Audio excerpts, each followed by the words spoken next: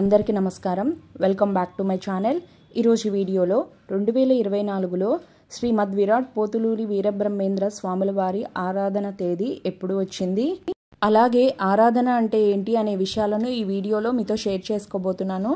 అందుకంటే ముందు ఎవరైతే నా ఛానల్ని ఫస్ట్ టైం విజిట్ చేస్తున్నట్టయితే లైక్ చేయండి, షేర్ చేయండి, సబ్స్క్రైబ్ చేయండి. బ్రహ్మంగారి గురించి నేను చేసిన ప్రతి వీడియోని డిస్క్రిప్షన్లో ప్రొవైడ్ చేస్తాను, తప్పకుండా చూడండి. అందులో బ్రహ్మంగారి మనవరాలు యొక్క జీవ సమాధులు, బ్రహ్మంగారు కరుణ గురించి చెప్పిన శ్లోకాలు, ప్రతి ఒక్క దాని గురించి నేను వివరంగా వివరించి ఉన్నాను. వాటిని డిస్క్రిప్షన్లో ప్రొవైడ్ చేస్తాను లింక్ని. ఇక వీడియోలోకి వెళ్ళిపోదాం. ముందుగా ఆరాధన అంటే ఏందో తెలుసుకుందాము. ఆరాధన అంటే జీవ సమాధి చెందిన రోజు అన్నమాట. మనందరికీ తెలుసు కదా, శ్రీమద్ విరాట్ పోతులూరి వీరబ్రహ్మేంద్ర స్వాముల వారు అనగానే మనకి కాలజ్ఞానం గుర్తొస్తుంది. స్వాముల వారు వైశాఖ శుద్ధ దశమి రోజు జీవ సమాధి పొందారు. కొంతమంది ఆరాధన అంటే జయంతి అంటున్నారండి. కాదు, ఈ సంవత్సరం బ్రహ్మంగారి జీవ సమాధి తేదీ ఎప్పుడు వచ్చింది అంటే మే 18 శనివారం నాడు వచ్చింది.